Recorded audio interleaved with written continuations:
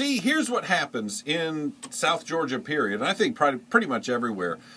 People decide they want to create a new tax, and they want to apply this tax to you. But they can't just levy a tax against you. You've got to vote for it. That's some taxes in this area you have to be able to vote on for yourself, like splosts and that kind of thing. Also, one of those was a $10 fee they wanted to add a couple of years ago onto your onto your tag fee.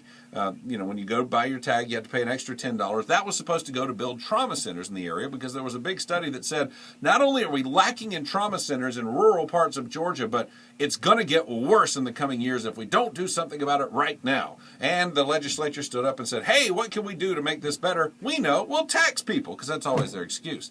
And we were told during this time that if we didn't institute a new tax against ourselves, people were going to die because fewer people would get trauma care coverage. Well, there's a new study out now that says there's been an uptick of 3% in the amount of people who have access to trauma care coverage now.